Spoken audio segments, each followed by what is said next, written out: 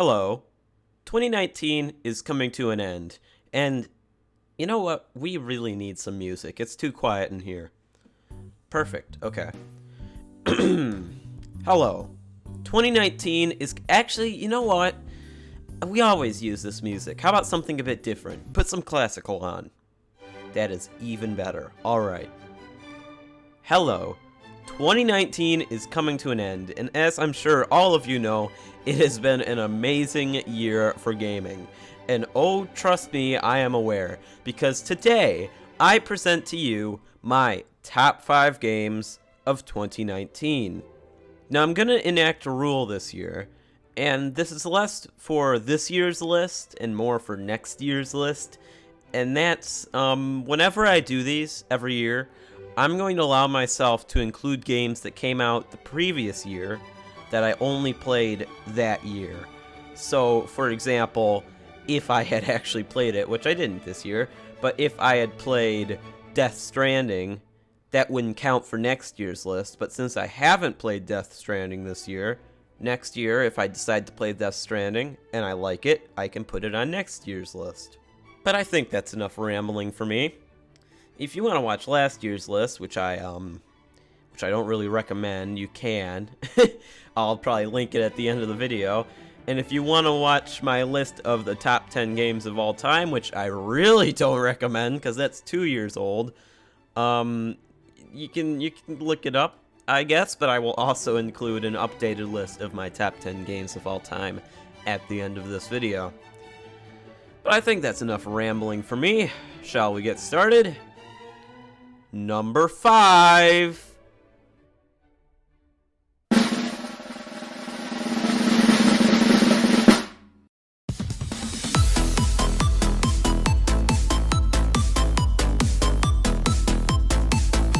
Tetris 99, starting off with a Switch game. Now you're probably thinking, wow, this is really on your top 5? Well, yeah, I think it's very, very difficult to change Tetris. I mean, Tetris Effect is amazing and all, but it's still just Tetris. Whereas Tetris 99 introduces whole new levels of strategy, competitiveness. I mean, it's a fucking battle royale, and it's Tetris. It's also highly addictive. My shits were not nearly as entertaining before Tetris 99 had come out, but now, it's like every single day, I might as well play a round of Tetris 99. It's great. But I think that wraps this game up. Number 4.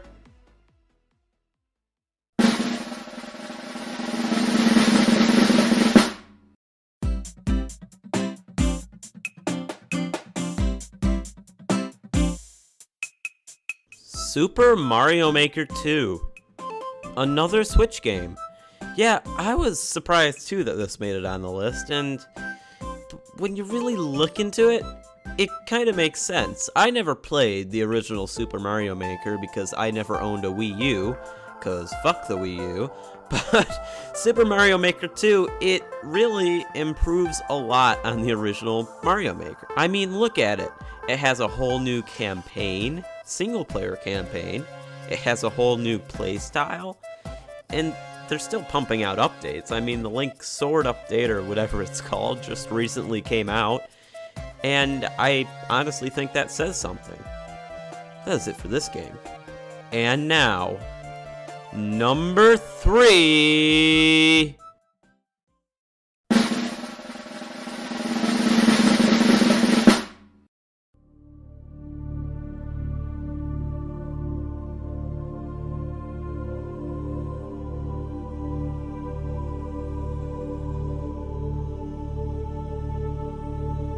Subnautica.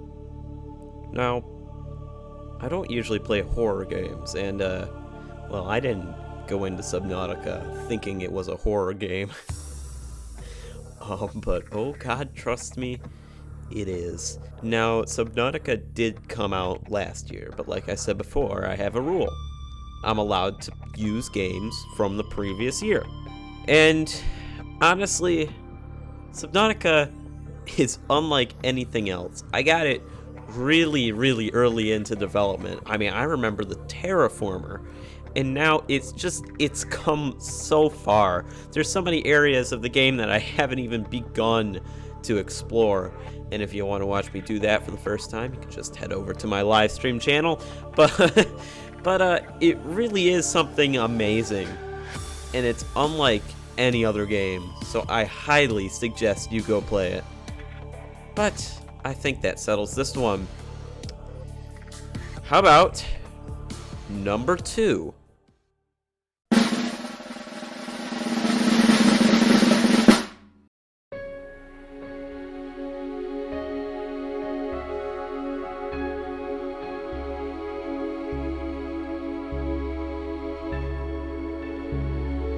Space Engineers.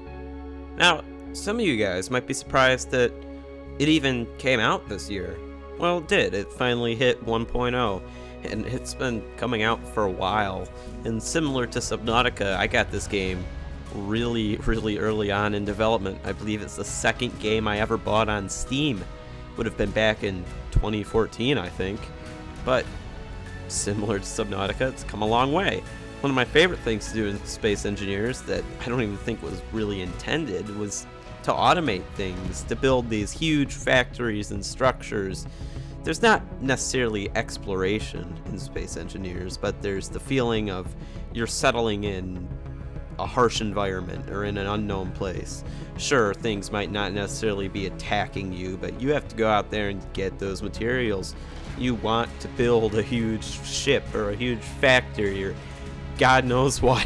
And now they've added an economy into the game. It really is something else, and I think it is worthy of my number 2 spot. But now, I think you've gotten to the one you've all been waiting for. Number 1.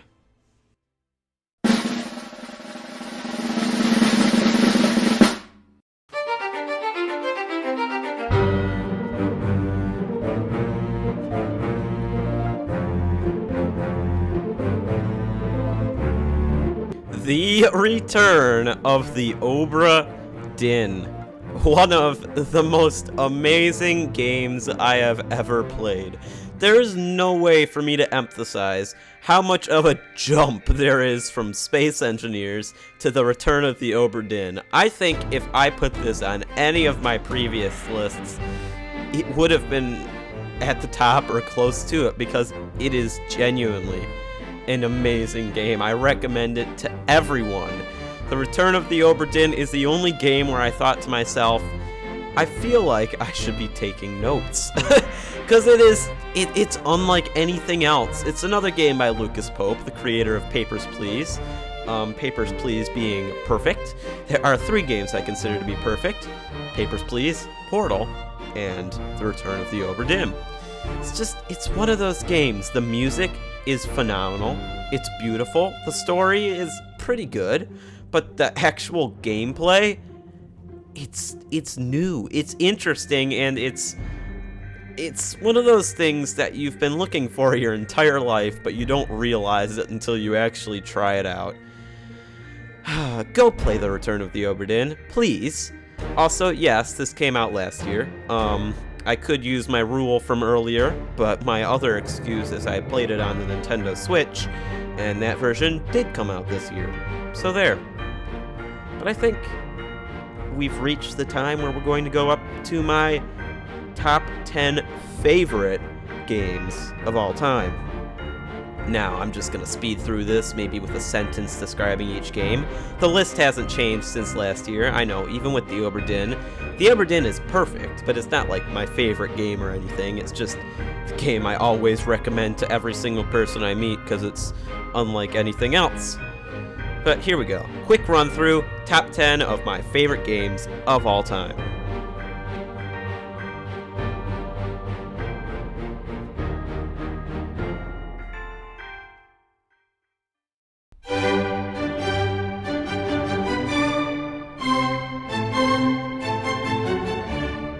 The games were rigged from the start, depending on your special stats. I honestly hope there isn't much I have to say about this one. Spend hours driving across literal nations? Count me in. Who doesn't want to owe millions of bells worth of debt to a raccoon? Also, I'll see you in March.